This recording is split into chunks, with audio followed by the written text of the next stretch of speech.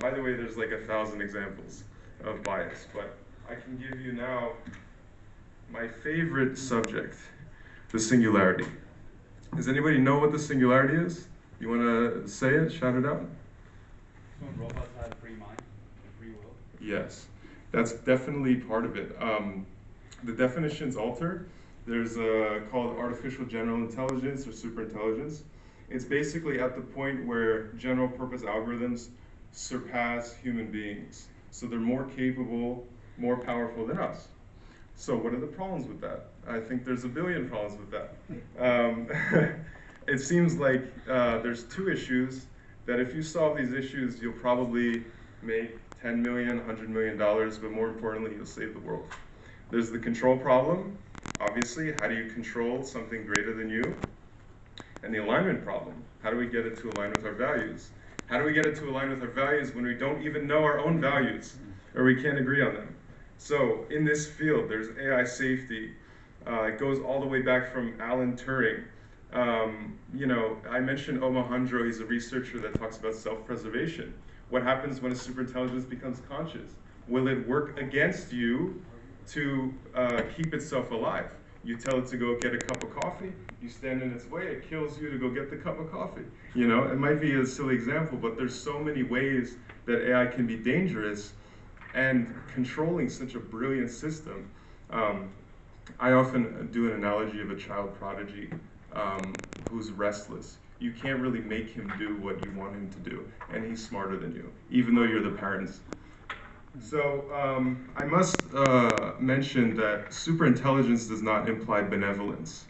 So, we notice in society more intelligent systems, more intelligent people and cultures are often less violent. But because superintelligence, as we know of, doesn't have an ethical or moral code, we don't know what it will do yet, or what we will program it to do. So this is a field of existential risk, necessary in policy making, and it kind of requires your imagination and your timing. I think this is pretty much the most unprecedented time in human history. We went through industrial revolutions, agricultural revolutions, and now I feel that we're going through this superintelligence era. So you guys are exactly in the right place. I would advise you to follow your dreams. I'm a resource. I know a lot of the top people in this field completely on accident. And all of these different fields, sources, books, they're all new, they're all open. And I hope you've enjoyed this presentation, and I wish you all the best. Thank you so much.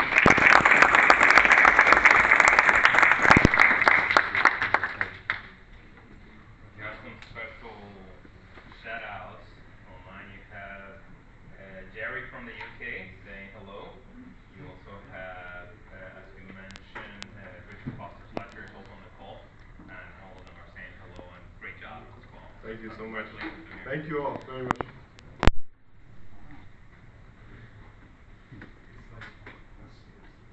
All right, we'll leave. If we have a little bit of time towards the end of the presentation, towards the end of the meeting, we'll open up the floor for more Q&A.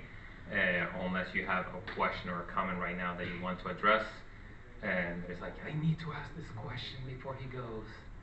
Anything specific? If not, we can just leave some room for the end of the meeting. Okay?